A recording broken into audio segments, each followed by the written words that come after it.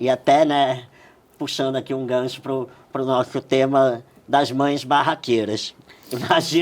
Imagino não, tenho certeza que vocês, minha mãe com certeza, episódios clássicos, minha mãe sempre foi assim, quê? Tem uns episódios assim, não tem como. Eu fiquei lembrando como eu tinha vergonha dessas confusões que a minha mãe arranjava. Devo admitir. Porque não é uma vergonha, mas eu ficava assim, meu Deus do céu.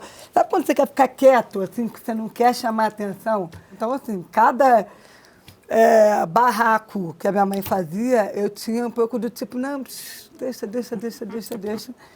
E aí agora, vocês conversando, até lembrei de uma conversa que eu tive com uma amiga, com a Lau Patron, que é a mãe atípica também do João. Eu me lembrei dela agora, inclusive ela é muito culpada por eu estar aqui hoje. Já fica o meu agradecimento. Ela fala muito isso, né? Que quando as mães atípicas vão para a rua, vão no ônibus reclamar com o cobrador, vão na escola reclamar alguma coisa, elas são ativistas, né? Então, nada mais é do que um ativismo e que elas transformam aquele espaço, né? Então, a partir do momento que a minha mãe chega lá e fala, a escola já muda, já percebe que tem que fazer aquilo. E agora eu fiquei lembrando de vários confusões que são considerados barracos, que agora também a gente nem fala mais o termo barraqueiros, por outros tipos de preconceito também. Mas eu queria que vocês contassem um pouco esses barracos, ou melhor, esses ativismos que vocês já fizeram. Há vários, muitos ligados à escola e pessoas da escola, tanto alunos. Uma coisa que eu acho que a gente já pode tirar daqui é assim, tem que ter como matéria constante para médicos, terapeutas, enfermeiros, professores, instrutores, qualquer pessoa da área de educação e da área da saúde, não é nem letramento, é treinamento constante. Eles têm que estar na ponta, ensinando, inclusive, para as mães como lidar. Isso daí já está claro. E tem um negócio que é pior, que esses que me irritavam. Tem uma escola grande, que cresceu muito no Rio de Janeiro, que era uma escola que a Benedita queria muito estudar. Ela estudava numa escola mais convencional, conservadora, porque minha mãe trabalhava lá e tal, e estudou a vida toda lá, e ela queria estudar numa escola mais moderna, que hoje em dia até já está bem mainstream, mas que na época era uma escola mais assim. Eu tentei várias vezes, ela fazia o teste, ela passava no teste. Quando eu chegava lá, com a maior doçura, a mulher da escola dizia assim para mim, não, ela é uma graça. A Benedita é uma graça, mas a gente não está preparado para receber ela. Cara, aquilo até hoje, eu passo na porta dessa escola, e aí eu falava loucuras, evidentemente, na escola. Eu falava, pô, pelo amor de Deus, como tá, vamos junto, vamos preparar. E nessa outra escola, que não tinha essa expectativa de ser uma escola mais letrada, todo ano a gente fazia as placas acústicas, fizemos um método, porque como quando passava de ano mudava de sala, tinha que tirar tudo e fazer uma reforma na outra sala. Botar suporte em todas as mesas e cadeiras, porque o barulho de uma sala de aula, em termos de decibéis, já foi medido. É comparável ao barulho industrial de uma indústria pesada. Tanto é que tantos professores vivem roucos e tudo. Então, você imagina, para uma pessoa surda e uma criança, prestar pressão no quadro, olhar para cá, ver o que a professora está falando, o ditado, o barulho da cadeira. Com um aparelho auditivo, só para ficar claro, a gente fica muito atordoado, né? Porque, principalmente com a adaptação dos aparelhos que eu fazia na época, esse barulho atrapalhava muito. Então, se eu conseguir fazer isso tudo na outra escola que não era moderninha, e na outra... E mais uma vez, em muitas situações, em muitos lugares, falavam, ela é um amor, ela é uma graça. Isso me irritava mais. Mas nós não estamos preparados para recebê-la. Eu queria chamar agora uma pessoa que tem muito a dizer sobre tudo isso que a gente está falando aqui, principalmente porque ela está dos dois lados. Ela é mãe atípica e também é pessoa com deficiência. Ela é jornalista, criadora de conteúdo, ativista e palestrante. Mãe atípica do Gael, de 7 anos, autista não oralizado. E aos 37 anos, ela também recebeu o diagnóstico tardio para autismo e TDAH.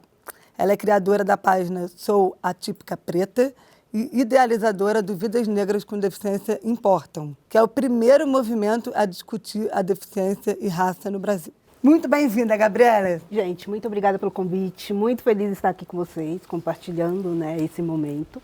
Vou começar, né, me descrevendo, porque isso já é de praxe para gente que é do movimento com deficiência. Eu sou Gabriela, eu sou uma mulher negra. Estou vestindo uma blusa de, acho que é tricô, não sei se é tricô, mas tudo bem, branca, com calça jeans azul, sapato preto, uso óculos. Meu óculos tem um aro fino preto. Também tenho cabelo crespo, com um topete para cima, né, corte afro. E tenho 55 e estou sentada numa poltrona branca atrás de mim, né, tenho o cenário. Estou muito feliz pelo convite, obrigada. Gabriela, você que, enfim, trabalha um pouco com isso, né? É mãe atípica. Como é que você vê essa questão da educação, tanto, né, para o seu filho, né, enquanto uma pessoa autista, nesse lugar que a gente estava falando, assim, como a escola pode ser cruel, né? E como ela é despreparada para lidar com as diferenças? Na verdade, assim, eu caminho pelas duas, eu acho que por várias nuances, né? Porque, assim, eu vim de uma família que é da educação. Então, minhas irmãs são professoras, minha irmã, uma das minhas irmãs é supervisora regional de São Paulo, do ensino de São Paulo. Então, eu já estava inserida nesse lado, né, antes de ser mãe do Gael.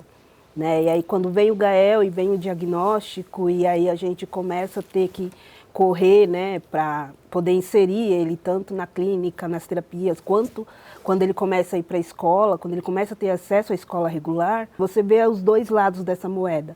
Né? O lado de um sistema que não está preparado, tão preparado para acolher, né, uma criança que tem alguma deficiência, quanto da precariedade, quanto da falta de verba, tanto do outro lado também como mãe de uma criança com deficiência, né, e que precisa dessas assistências para ele continuar podendo frequentar a escola. E muito também do diagnóstico do Gael veio pela escola. Né? Eu já tinha esse olhar para o Gael de que alguma coisa já não estava caminhando. E aí, quando ele entra na escola, é que a escola fala comigo e aí ela começa a falar, olha, ele não atende quando é chamado, ele, né, não consegue interagir com as outras crianças, enfim. E aí a gente vai atrás desse diagnóstico. Então, eu ficar nesses dois caminhos é muito difícil, porque ao mesmo tempo que eu converso com as minhas irmãs, que são professoras, que estão dentro da sala de aula, que eu sei o enfrentamento que elas têm ali, né, dentro daquele local, daquele território, ao mesmo tempo, como mãe, é difícil você ver o seu filho também precisando de algumas coisas e você não poder suprir, né? Porque, assim, querendo ou não, a gente vira mãe barraqueira. Né? E aí você cai naquele estereótipo, justamente por ser, né, uma mulher negra, da pessoa que vai reclamar. Né? Então, eu tento sempre mediar por esses dois lados. Eu converso com a escola, eu falo para a escola, eu deixo muito claro para a escola, olha, eu sou chata, sabe? Porque da mesma forma que eu cobro vocês, eu cobro a clínica, que o Gael também faz terapia, mas eu também dou para a sociedade um pouco do que eu tenho.